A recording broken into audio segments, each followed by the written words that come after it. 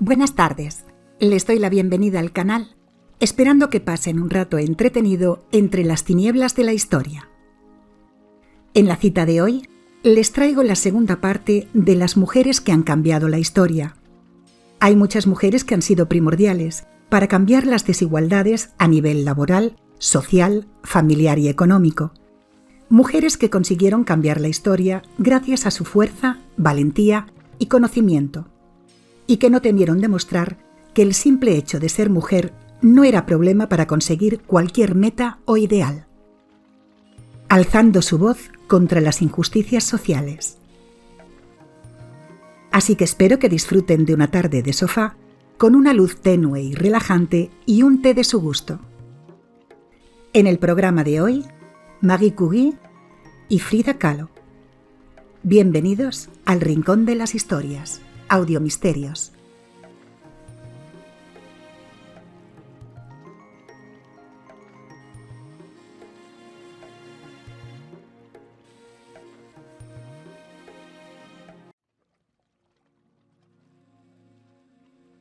Maria Salomea Skłodowska nació en Varsovia el 7 de noviembre de 1867. Tenía 4 hermanos mayores, Sofia, Józef, Bronisława y Helena, y era hija de un profesor de física y matemáticas, Władysław Skłodowski, y de Bronisława Boguska, maestra, cantante y pianista. Durante las revueltas polacas para restablecer la independencia del país, sus padres perdieron sus propiedades, por lo que tuvieron que luchar mucho para salir adelante, y puesto que Polonia había sido invadida por el Imperio ruso, habían impuesto sus costumbres y su lengua. Pero tanto ella como su hermana Helena iban a clases secretas donde les enseñaban la cultura polaca. Cuando los rusos eliminaron la enseñanza de laboratorio de los colegios polacos, el padre de Marie se llevó gran parte de los aparatos para su casa y allí enseñó a sus hijos su funcionamiento. Al final, los supervisores rusos de su padre lo despidieron por su sensibilidad hacia Polonia, por lo que tuvo que trabajar por sueldos muy bajos. Para ayudar con los ingresos, montaron en su casa una especie de alojamiento para niños. Su madre falleció cuando ya tenía 10 años de tuberculosis en mayo de 1978 y más tarde también falleció su hermana Sofia a causa del tifus que le contagió uno de los niños que vivían en su casa. A raíz de esas muertes, Marie se volvió atea, como su padre. A los 10 años fue a un internado y después se graduó con medalla de oro el 12 de junio de 1883 en el instituto. No pudo apuntarse para cursar estudios superiores por ser mujer, de modo que se apuntó junto con su hermana Bronisława en la Universidad Flotante Clandestina. Marie ayudó económicamente a su hermana, que se fue a estudiar medicina a París, por lo que trabajó de profesora particular en Varsovia y como educadora en una familia. Allí se enamoró de Kazimierz Soraski, uno de sus alumnos, que luego se convirtió en matemático, pero los padres del chico no le dejaron casarse con ella por ser pobre.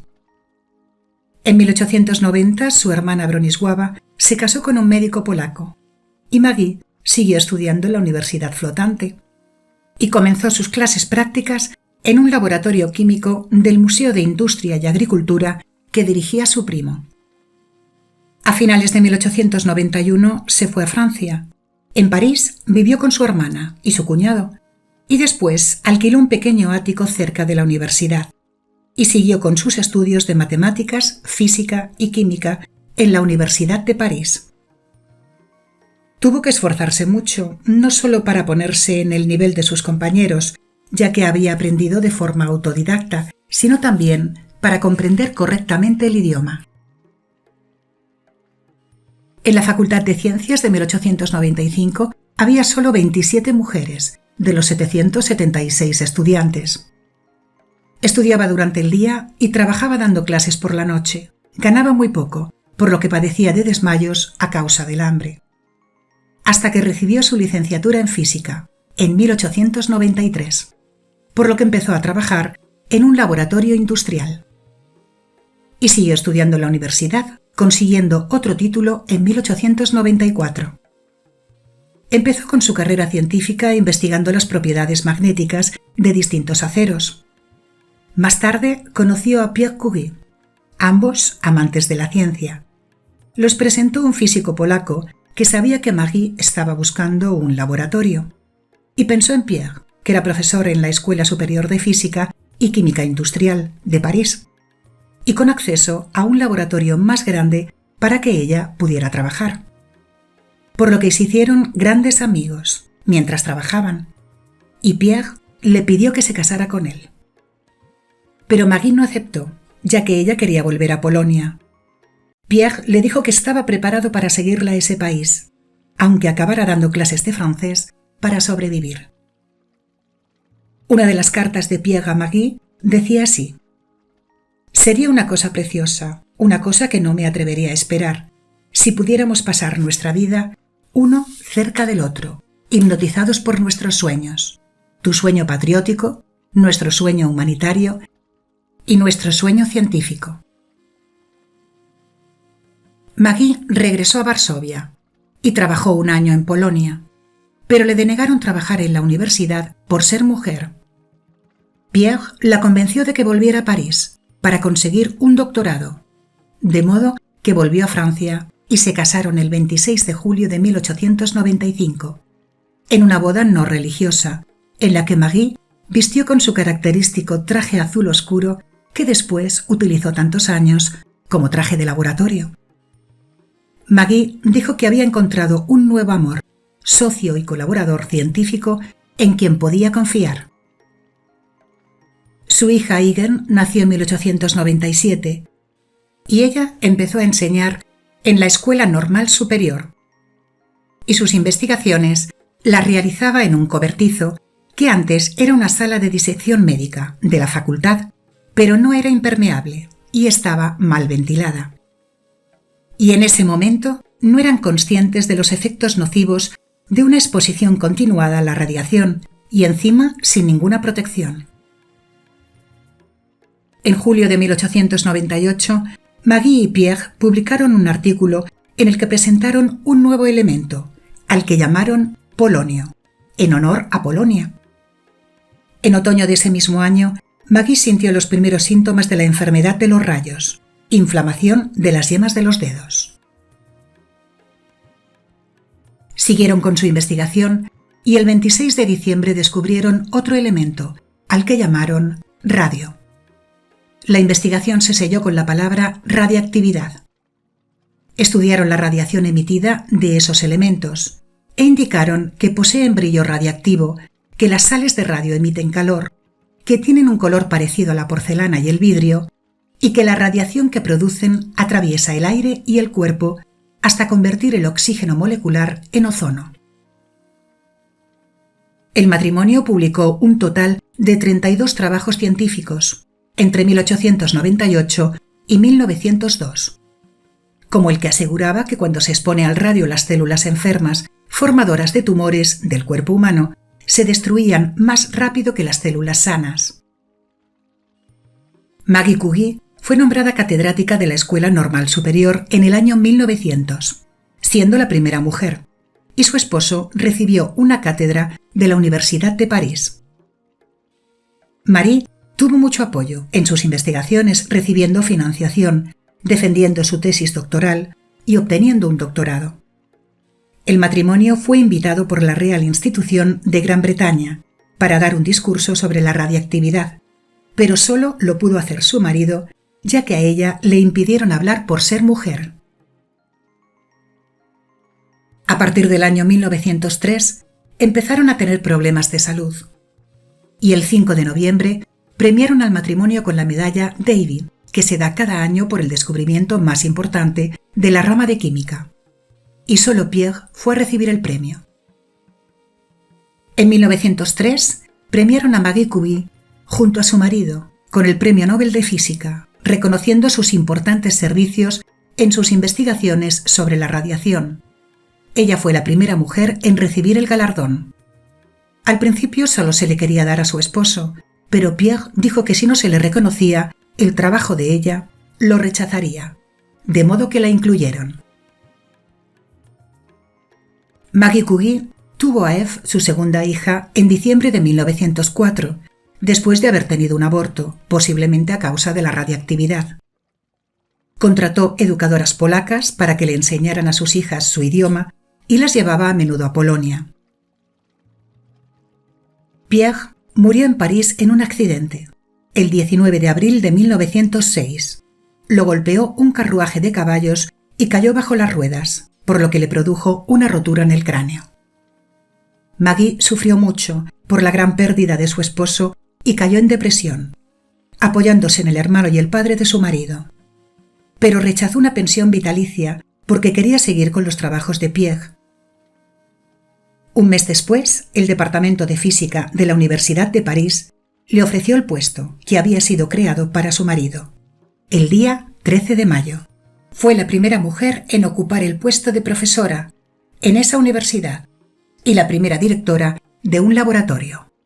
Más tarde, la universidad admitió a 45 mujeres más. En 1911 se reveló que Marie llevaba un año manteniendo relaciones con un antiguo estudiante de Pierre, Paul Loncheva, que aunque era casado, se había separado de su mujer hacía meses. La esposa de Paul se enteró y amenazó a Marie de muerte. Robaron el correo de Marie y Paul y su mujer solicitó el divorcio y lo denunció por mantener relaciones sexuales con una amante en el domicilio conyugal. Maggie Curie tenía 40 años, 5 más que Paul, por lo que fue un escándalo y la llamaron rompehogares judía extranjera. Tuvo que refugiarse con sus hijas en casa de una amiga, ya que la gente se aglomeró enfrente de su casa. La Academia de las Ciencias suecas ignoró el escándalo, ya que el reconocimiento por su trabajo había aumentado, y la premiaron en el año 1911 con el Premio Nobel de Química en solitario, por sus servicios en el progreso de la química, por el descubrimiento de los elementos radio y polonio, el aislamiento del radio y el estudio de este elemento. Fue la primera persona en ganar o compartir 2 premios Nobel, pero la prensa francesa casi no habló del evento.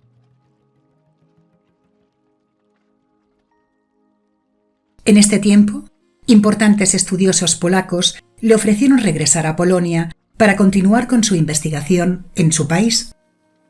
Pero este segundo premio convenció al gobierno francés para hacer el Instituto del Radio para las investigaciones de medicina, química y física, que se terminó en 1914.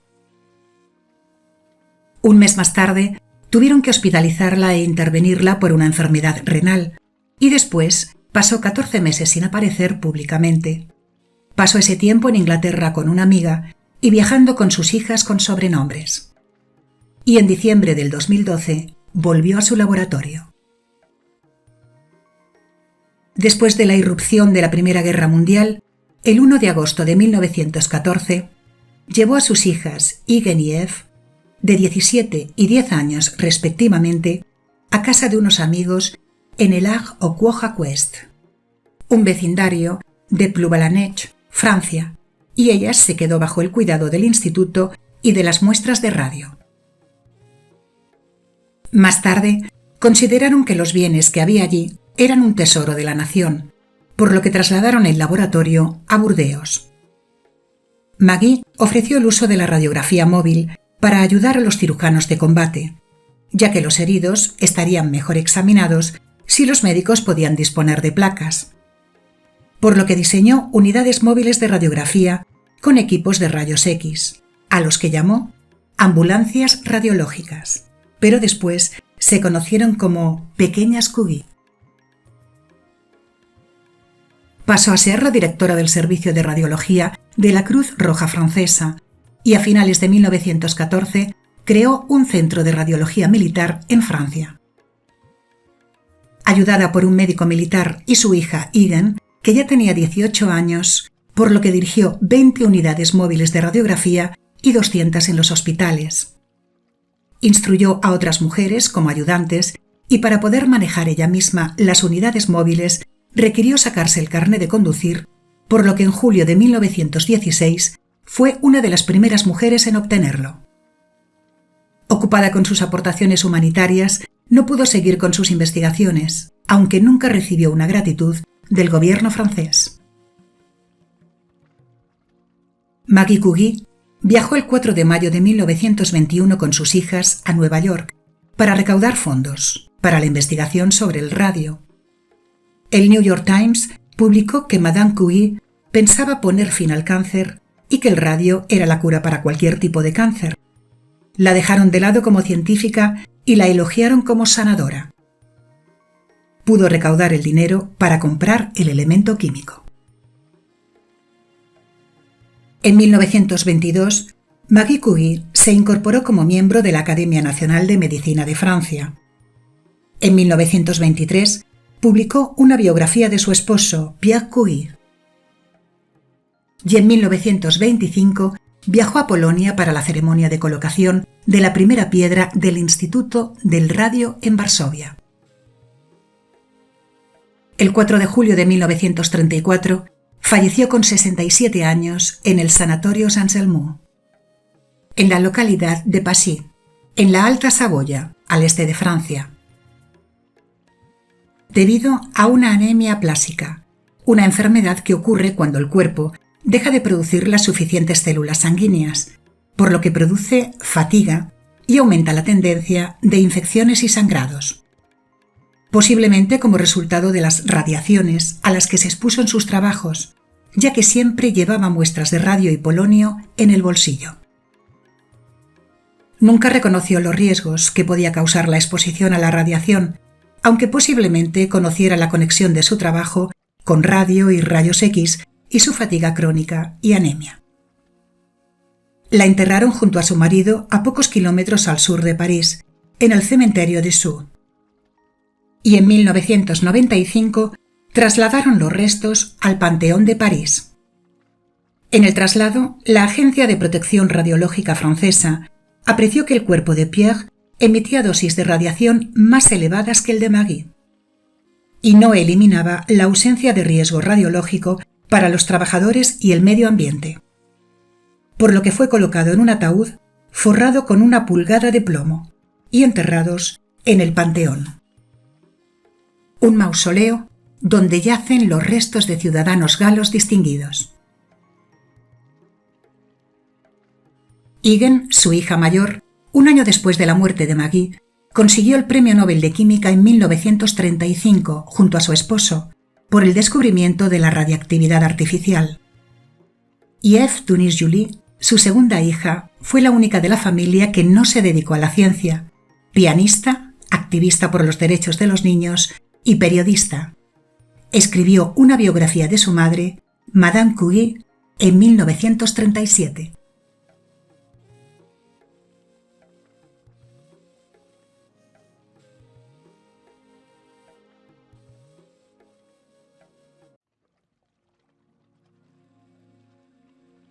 Magdalena Carmen Frida Kahlo Calderón fue una pintora mexicana de las principales representantes del arte del siglo XX. Nació el 6 de julio de 1907 en Coyoacán, México. Era hija de un inmigrante húngaro-alemán, el fotógrafo Guillermo Kahlo, nacionalizado mexicano, y de la mexicana Matilde Calderón. Tenía 2 hermanas mayores, Matilde y Adriana, y un hermano que solo vivió unos días. Cuando ella nació, a los 11 meses nació su hermana, Cristina, con la que estaba muy unida. Y como el padre había estado casado anteriormente con María Cardeña, que falleció en su último parto, tenía 2 hermanas mayores más, María Luisa y Margarita, ya que la pequeña, Asunción Emma, que sería la tercera, falleció a los 5 meses. Estaban internas en el colegio de un convento y solo pasaban las vacaciones en casa. Con 6 años se enfermó de poliomielitis, que le dejó una secuela permanente, una pierna más delgada que la otra, por lo que tuvo dolor crónico toda su vida, a causa de los dolores de circulación. Empezó la escuela mucho más tarde, y las constantes operaciones y tratamientos hicieron que se desarrollara diferente a otros niños, al no poder jugar y relacionarse con ellos. La soledad de su infancia la refleja más tarde en sus cuadros. Con el de Niña con máscara de muerte, o Ella juega sola, en el que pintó a una niña de 4 años con una calavera. y en el de 4 habitantes de Ciudad de México, en el que pintó una niña pequeña vestida con ropa mexicana, sentada en lo alto, chupándose el dedo con tristeza ya que parece abandonada. La relación de Frida con su madre era de amor-odio, sin embargo con su padre siempre fue de mucho cariño, quizá porque era él quien la llevaba a rehabilitación y la acompañaba con sus ejercicios. Y más los unió los continuos desmayos que le daban a su padre, que resultaron ser ataques epilépticos por una consecuencia de una lesión cerebral. Por lo que al tener que combatir ambos con sus enfermedades, los solidarizaba más.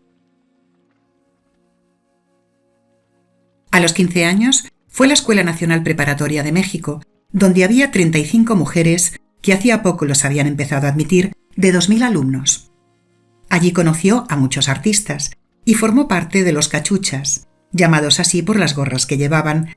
En el grupo solo había 2 chicas, Frida y Carmen Jaime, y los demás eran chicos que de mayores fueron exitosos intelectual y profesionalmente. Eran un grupo que, además de divertirse, protestaban contra las injusticias y luchaban por la reforma del sistema escolar. Eran como un grupo político. En 1927, Frida pintó un cuadro en honor a ellos, utilizando formas geométricas sin tener en cuenta la perfección, o sea, de estilo cubista, llamándolo Los Cachuchas. En ese tiempo empezó a salir con Alejandro Gómez Arias, que más tarde se convirtió en abogado, articulista y ensayista político, y la aspiración de ella era estudiar medicina. Con 18 años, regresando en autobús del colegio junto a su novio Alejandro, tuvieron un accidente muy grave, el 17 de septiembre de 1925. El autobús lo arrolló un tranvía y lo aplastó completamente contra un muro, y su columna se quebró por 3 partes. Se fracturó costillas, la clavícula y el hueso pélvico, y la pierna derecha, la afectada por la poliomielitis, se le partió por 11 partes, además de dislocarse el pie. Frida dijo que había sido la forma más brutal de perder su virginidad, ya que el pasamanos de metal atravesó su cadera y le partió el hueso pélvico, traspasando su vagina. Pasó meses inmóvil en cama. Tuvo 32 operaciones quirúrgicas en toda su vida, además de tener que llevar diversos corsés de yeso. Empezó a pintar para entretenerse. Se usaba ella misma de modelo mediante un espejo, y su madre mandó hacer a un carpintero un caballete especial para poder acoplarlo a la cama. En septiembre de 1926 pintó al óleo su primer autorretrato, que se lo dedicó a su novio, Alejandro Gómez Arias, pero al final su relación se acabó. Y es cuando empezó a pintar reflejando los acontecimientos que le ocurrían y cómo le afectaban. Al año, su pintura se volvió más embarañada y difícil. Empezó a asistir a ambientes intelectuales, políticos y artísticos, donde conoció a Diego Rivera, un pintor realista famoso por pintar obras de fondo político y social en edificios públicos. Se casaron el 21 de agosto de 1929, teniendo ella 22 años y él 20 más. Diego saldó la hipoteca de la Casa Azul, que había sido de la familia de Frida donde ella nació y vivió, y la construyeron sus padres en 1904, y la puso a nombre de ella, y con el tiempo se llegó a convertir en un famoso lugar de la aristocracia intelectual. En su matrimonio hubo un vínculo creativo al igual que aversión y negatividad. No tuvieron hijos, ya que Frida, a causa de sus traumatismos y las secuelas de su grave accidente, no podía. Se quedó embarazada, pero a causa de que el feto adoptó una mala posición por la fractura de su cadera, tuvo un aborto terapéutico a los 3 meses. Por lo que el médico le dijo que nunca podría tener hijos, algo que a ella le costó mucho aceptar. El matrimonio, a pesar de las infidelidades de ambos, se complementaban, y se llegó a decir que era la unión de un elefante con una paloma, puesto que mientras ella era pequeña, él era grande y grueso. Como la reputación y popularidad de Diego Rivera creció en Estados Unidos, le hicieron encargos en ese país, y se fueron a vivir a Nueva York y Detroit, en Michigan. En 1932, Frida tuvo su segundo aborto, que fue espontáneo, y en esta época falleció su madre. Mientras se recuperaba, pintó su autorretrato, llamado Aborto en Detroit, pero de un estilo más intenso. Diego llegó a decir de ella: Frida empezó a trabajar en una serie de obras maestras, sin precedentes en la historia del arte. Pinturas que exaltan la cualidad femenina de la verdad, la realidad, la crueldad y la pena. Nunca antes una mujer había puesto semejante atormentada poesía sobre la tela, como Frida en esta época de Detroit. En 1933 volvieron a México y Diego tuvo una aventura con la hermana menor de Frida, Cristina, por lo que eso le afectó mucho. Y aunque llegaron a superarlo, ella empezó a tener diversos amoríos, tanto con hombres como con mujeres, y Diego Rivera sintió unos celos terribles. En 1939, Frida hizo un autorretrato llamado Las dos Fridas, en el que reflejaba sus dos personalidades. La Frida del traje de tejuana y la de raíces europeas. La primera, con el traje favorito de Diego, el traje regional mexicano, y la segunda, la Frida que existió antes de conocerlo. Ese mismo año, Frida Kahlo se divorció de Diego Rivera, tras muchas infidelidades, aunque la que más le dolió sin duda fue la de Diego con su hermana. Así que Frida volvió a su casa de Coyoacán y entró en una época depresiva en la que solo se aliviaba consumiendo alcohol. Frida y Diego compartían vida social, política y artística, y la mayor prueba de lealtad que se demostraron fue durante el año en que estuvieron divorciados, por lo que en 1940 se volvieron a casar, dándose permiso para mantener relaciones fuera del matrimonio. En 1941 falleció su padre. La enfermedad, las recaídas de salud y las intervenciones nunca la abandonaron. En 1950 sufrió una infección por un injerto de columna, por lo que estuvo hospitalizada un año. En 1953 se organizó una exposición en la Galería de Arte Contemporáneo sobre su vida. Los críticos dijeron de ella: es imposible separar la vida y obra de esta persona. Sus pinturas son su biografía. Aunque los médicos le prohibieron acudir, pues su salud estaba muy deteriorada, ella llegó en una ambulancia y asistiendo en una cama de hospital. La cama la colocaron en el centro de la galería y ella se pasó la tarde bebiendo, cantando y contando chistes, por lo que la exposición fue un éxito. Frida Kahlo expresó en sus lienzos la feminidad desde su óptica, sin contar con la perspectiva del mundo masculino. Se representaba exagerando sus cejas y, aunque casada y muy enamorada de su esposo, se reveló fuerte y autosuficiente en una época donde la mujer estaba condicionada al hombre. Poco después, con 46 años, le tuvieron que amputar la pierna derecha, por debajo de la rodilla, a causa de una infección de gangrena. Cayó en una profunda depresión y, utilizando los sedantes y tranquilizantes que le daban para el dolor, intentó suicidarse en 2 ocasiones. Describió los dolores, tanto físicos como psíquicos, de los 6 meses después de la amputación, en febrero del 54, como un constante sufrimiento y martirio. Y aunque no dejaba de pensar en quitarse la vida, solo le retenía Diego Rivera, a quien no quería abandonar porque pensaba que ella le hacía falta. Aunque poco después tuvo 2 intentos más de suicidio, el 19 de abril y el 2 de julio de 1954. Frida Kahlo falleció por un ataque de tromboembolismo pulmonar el 13 de julio de 1954 en Coyoacán.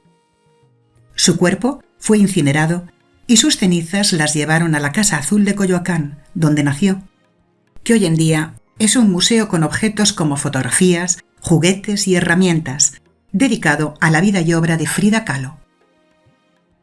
Lo último que escribió en su diario fue: espero alegre la salida y espero no volver jamás.